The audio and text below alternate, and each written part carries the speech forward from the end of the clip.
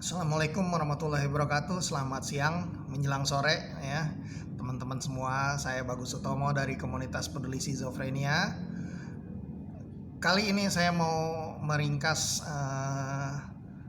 intisari dari video kuliah umum Eleanor Longden tentang pengalaman hearing voices yang dia alami. Nah teman-teman kalau mau cari videonya ini ada di YouTube, ada juga di TED.com kuliah umumnya nih ya. Nah, Eleanor Longden sendiri adalah seorang psikolog yang mengalami pengalaman hearing voices ya.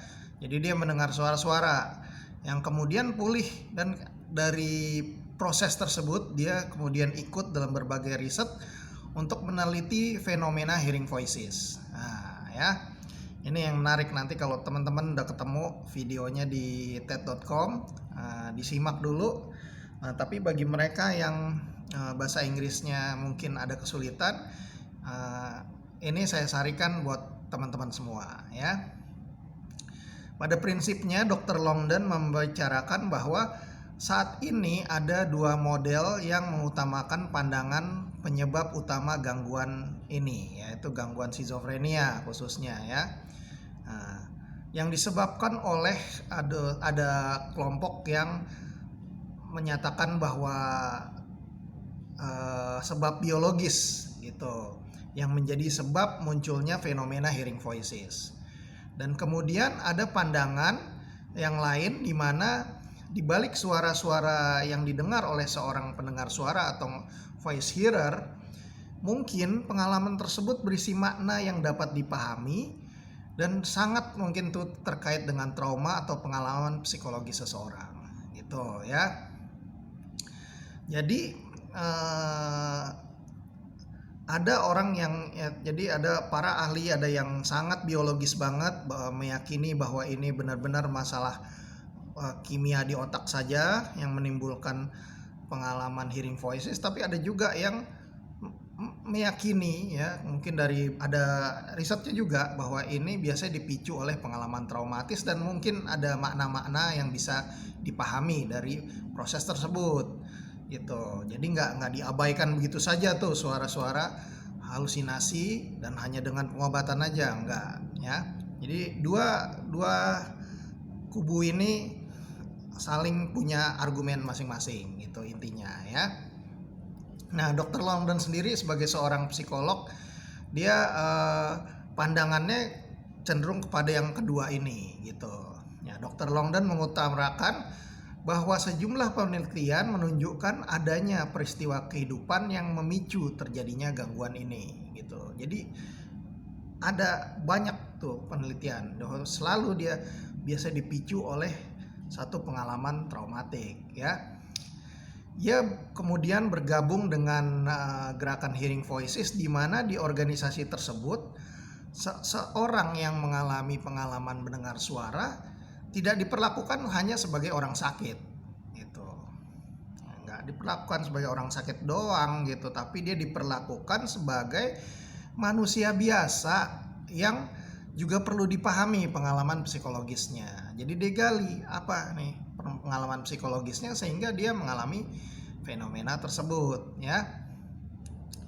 Nah, menurut dia ya, kenyataannya nih ketika kita mengatasi masalah kesehatan jiwa, kita akan pada akhirnya juga harus mengajak semua orang ya, khususnya yang di sekelilingnya dia, untuk memahami betapa pentingnya kesadaran kesehatan jiwa gitu.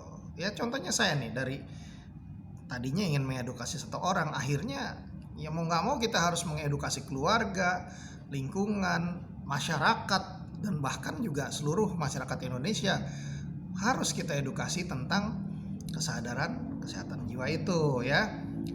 Nah, betapa penting mengubah pandangan negatif berupa stigma terhadap gangguan jiwa menjadi pengalaman atau pemahaman yang lebih positif berdasarkan fakta ilmiah gitu. Jadi kita harus mengedukasi masyarakat. Kalau kita ingin mengatasi masalah kesehatan jiwa, ya kita harus ubah pandangan negatif, stigma-stigma itu harus diubah berdasarkan pemahaman yang lebih positif berdasarkan fakta ilmiah yang ada.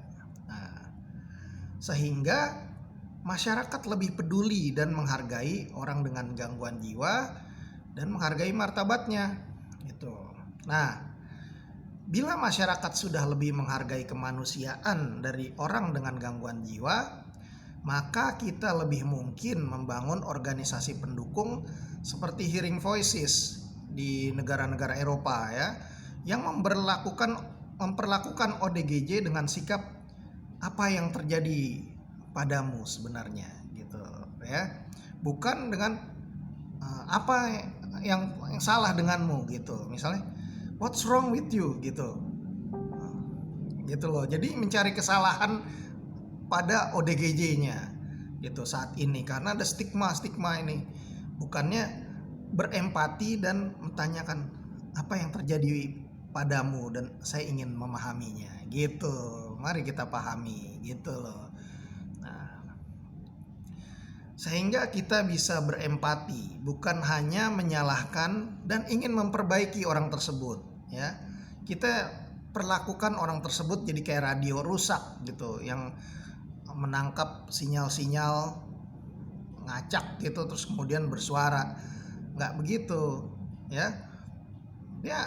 Dia manusia, bukan radio rusak yang kalau rusak tinggal kita buang gitu kan.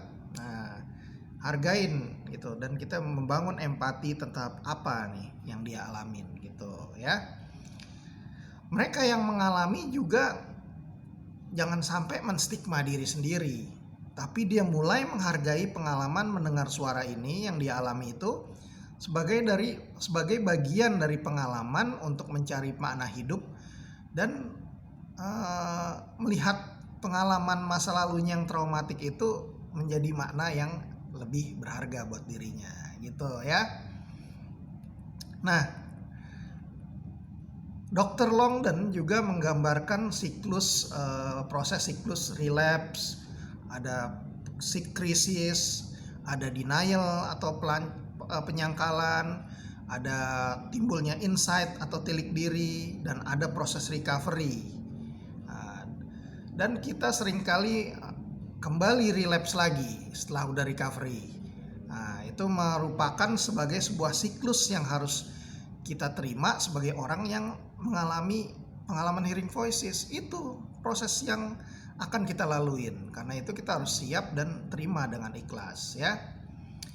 Tapi ya juga harus bisa mengubah proses tersebut menjadi proses krisis ya, acknowledgement, insight, recovery, growth gitu. Jadi ada transformasi gitu loh ya.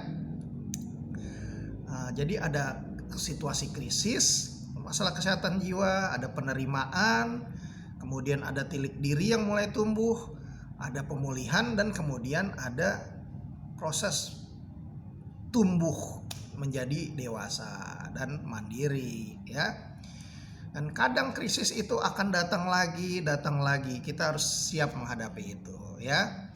Nah, namun apabila kita mencoba menghargai pengalaman kekambuhan dan mendengar suara itu sebagai proses menemukan makna hidup, maka setiap kekambuhan yang kita alami tidak menjadi satu proses yang menjatuhkan mental kita gitu, tetapi kita berusaha mencari makna hidup yang memberi pengalaman hidup yang baru. Setiap kambuh kita dapat pengalaman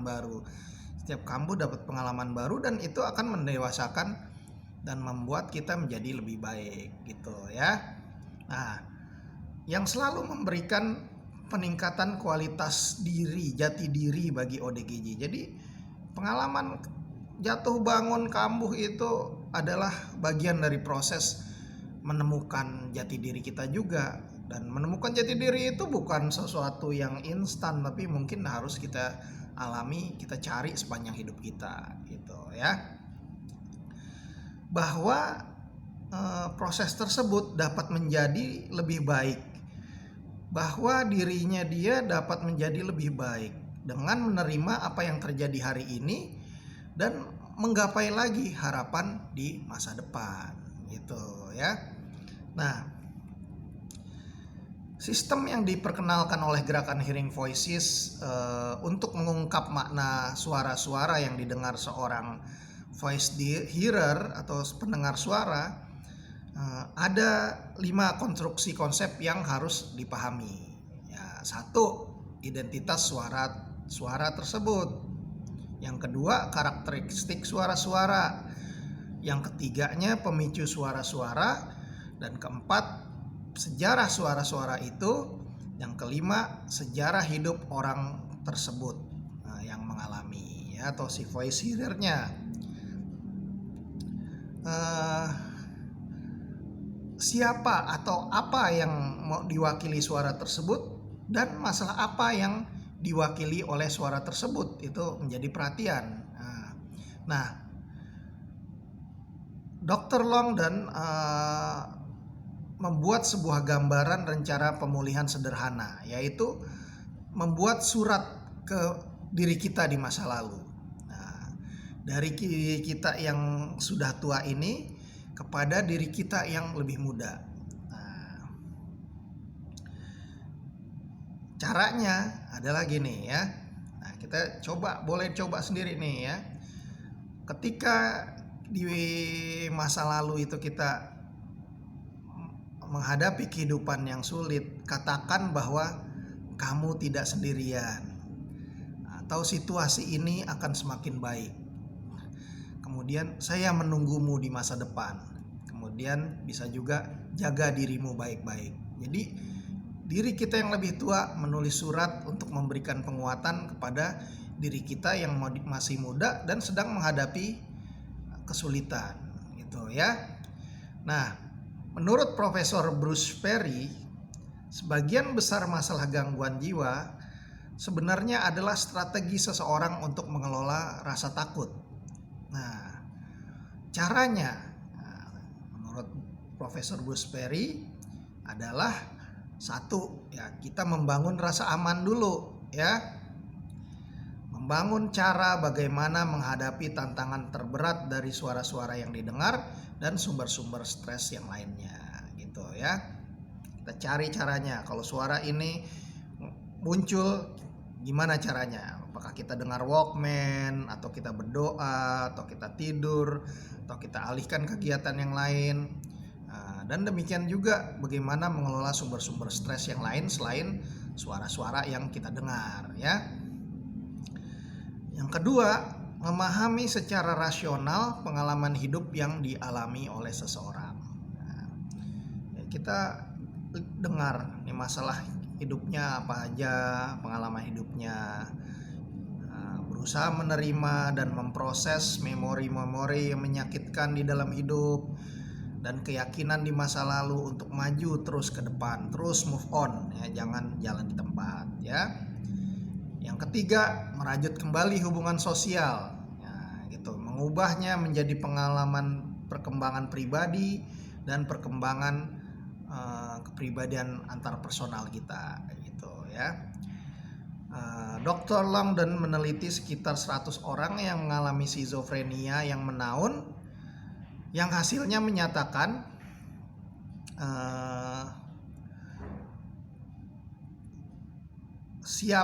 poin pertama, siapa atau apa yang diwakili suara tersebut. Nah, ya, itu pertanyaannya.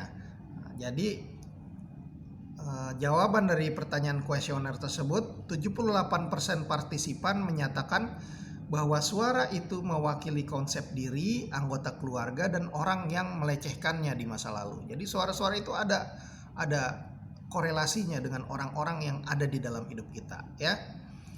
Yang kedua, pertanyaan kedua, masalah apa yang diwakili oleh suara-suara tersebut?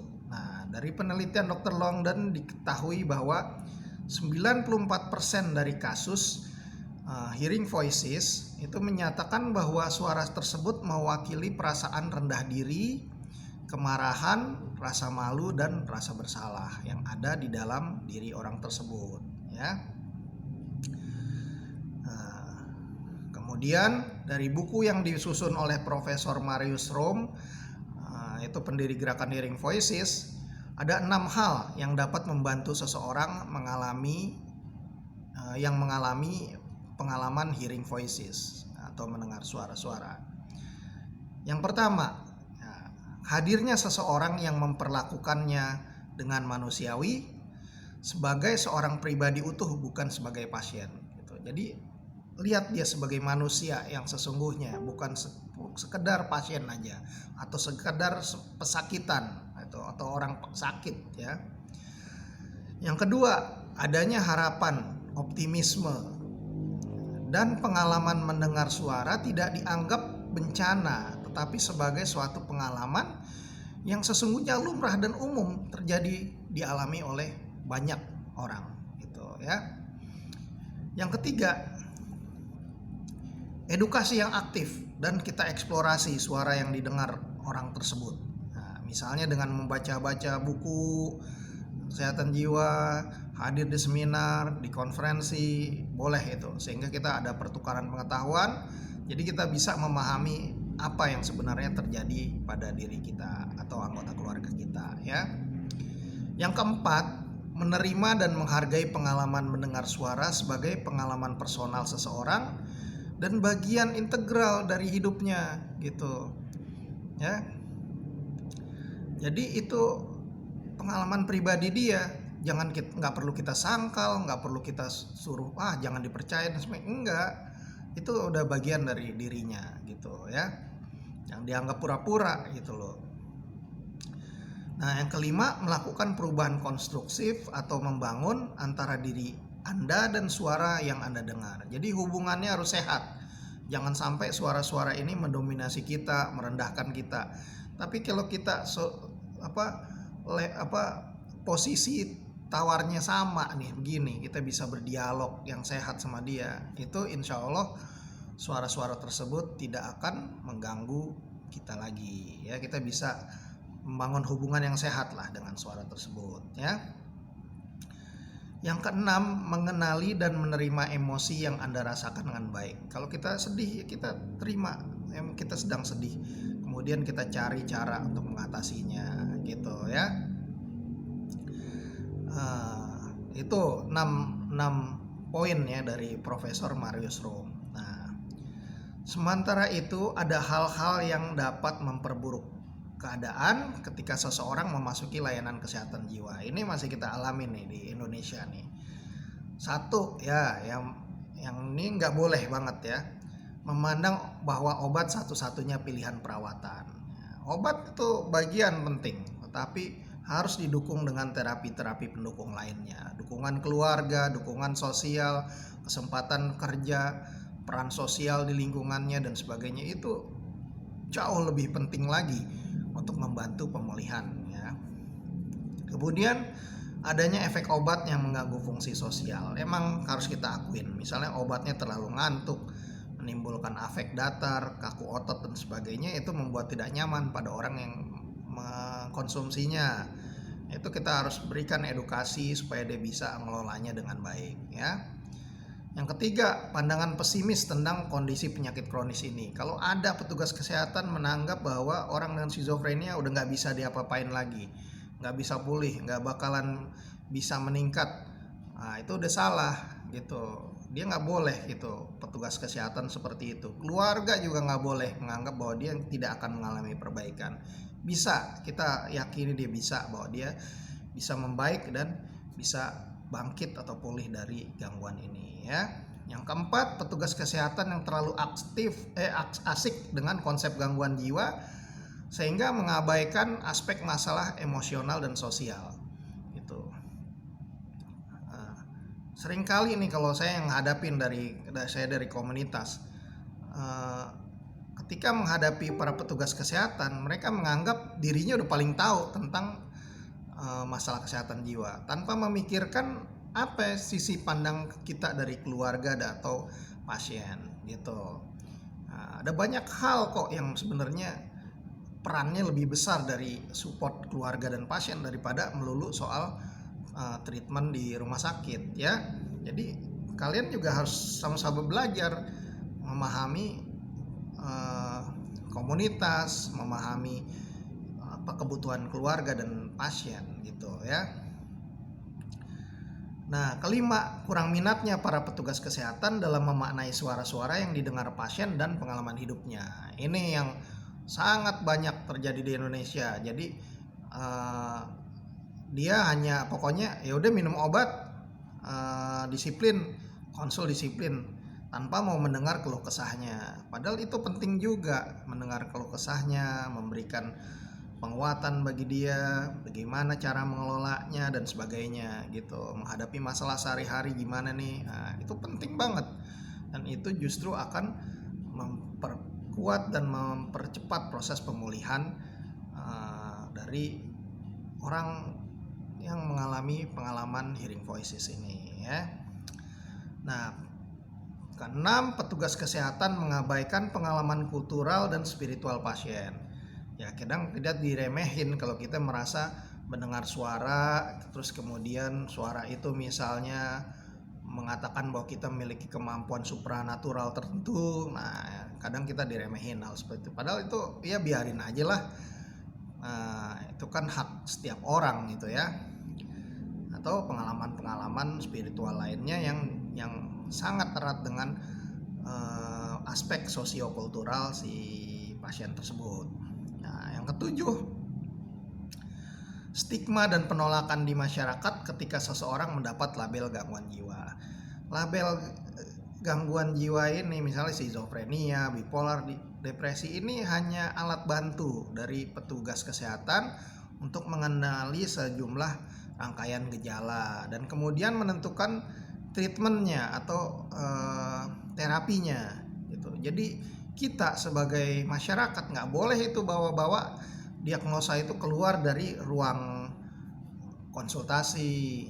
Nah, terus kemudian kita lekatkan pada orang tersebut, kita label, kita kata-katain, terus kemudian ada kekurangan dia, langsung kita kaitkan kepada penyakitnya. Ya jangan begitu dong. Buktinya penyakit-penyakit lain kok nggak diperlakukan seperti itu. Kita bisa berempati pada mereka yang sakit fisik lainnya ya.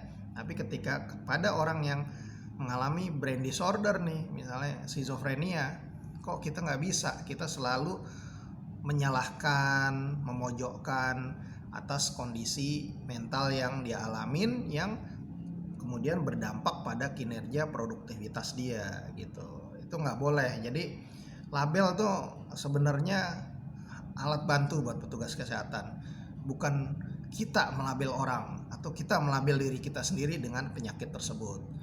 Manusia ya manusia gitu, jangan dikaitkan dengan label penyakitnya gitu ya. Nah, karena itu sangat perlu nih digabungkan nih ya, pandangan antara pemulihan secara personal dan pemulihan secara klinis gitu. Gak bisa dipisahkan satu sama lain. Obat itu bisa penting sekali, tapi juga pemulihan secara personal, pemaknaan bahwa pengalaman hearing voices atau mendengar suara-suara ini sebagai suatu pengalaman yang personal dari jiwa seseorang, itu juga perlu kita hargain ya. Dr. Longden sendiri hingga kini dia masih mendengar suara-suara. Dia kadang masih merasa ingin mati, tapi dia kini sudah menganggapnya sebagai sebuah perjuangan hidup tanpa henti untuk menemukan jati diri dirinya sendiri gitu ya. Nah, personal recovery menggunakan konsep CHIME, yaitu connectedness atau saling berhubungan, yang kemudian hope atau harapan, identity atau identitas, meaning atau makna, dan empowerment atau pemberdayaan ya. Itu konsep CHIME ya. Intinya semua pengalaman ini ya, pengalaman mendengar suara ini tidak untuk menghancurkan diri kita, tapi sebenarnya untuk membangun diri kita menjadi lebih baik gitu. Jadi jangan malah fokus pada negatif. Ini memang kita akan hidup akan jatuh bangun dan itu akan membuat menjadi kita lebih baik ya. Nah, cara terbaik kamu untuk membalas dendam kepada masa lalumu yang buruk misalnya adalah dengan membangun keinginan kuat untuk hidup lebih baik. Itu kata Profesor Longden ya. Nah, ada saatnya kita memandang diri kita sebagai korban dari satu keadaan gitu. Jadi sudut pandang viktimisasi. Nah, ada saatnya, bolehlah, nggak apa-apa. Nah, korban dari kehidupan yang berat, tetapi kita nggak boleh merasa diri kita korban terus. Kita harus survive, mempertahankan kehidupan dan terus berjuang, terus berjuang. Bahasa Inggrisnya tuh thrive, ya. Terus menjadi pribadi pembelajar sepanjang hidup kita, gitu ya. Nah, kata Profesor Stephen Hawking, ya, tidak ada batasan pada perjuangan umat manusia. Semua orang beda, semua orang tuh unik. Kita pernah mengalami kesulitan hidup, tetapi selalu ada apa yang bisa kita lakukan terhadap untuk mengatasi kesulitan tersebut, ya. Selama masih ada kehidupan, masih ada harapan. Itu kata Profesor Hawking. Kita harus percaya bahwa seburuk apapun pengalaman manusia, ia mampu bangkit dan pulih kembali dan berdiri di panggung berbicara dengan baik tentang pengalamannya seperti yang dilakukan oleh Profesor Longden, ya. Nah, betapa pentingnya orang-orang baik bersatu dan melakukan perubahan, itu yang juga akan membantu kita semua untuk bangkit dari pengalaman traumatik kita. Dan itu juga yang membantu Profesor Longden nih, Dr. Longden, menghadapi pengalaman hidupnya yang traumatik, ya. Jadi menurut beliau, progress is possible. We are all crazy human with hopes, gitu. Jadi kemajuan atau perbaikan itu sangat mungkin dilakukan. Nah, kita semua ini crazy kok, kita semua ini gila dalam tanda kutip. Manusia yang punya kegilaan masing-masing, tetapi dengan memiliki harapan untuk lebih baik lagi, gitu ya. Itu teman-teman, nanti link YouTube-nya akan saya sertakan di bagian deskripsi video ini sehingga kalian bisa menonton. Semoga teman-teman yang tidak bisa memahami bahasa Inggris bisa nyimak juga nih dari intisari yang saya sampaikan ini, ya. Ada juga nih, saya tulis juga kok di Facebook saya, nanti bisa juga dibaca, gitu. Terima kasih teman-teman, semoga upaya saya membantu teman-teman memahami video yang disampaikan Dr. Longden ini berguna. Kalau mau tulis komentar silahkan, syukur-syukur ada saran juga, saya terima kasih. Jangan lupa klik tombol subscribe dan tombol loncengnya, gitu. Terima kasih teman-teman, semoga berguna. Wassalamualaikum warahmatullahi wabarakatuh. Salam sehat jiwa.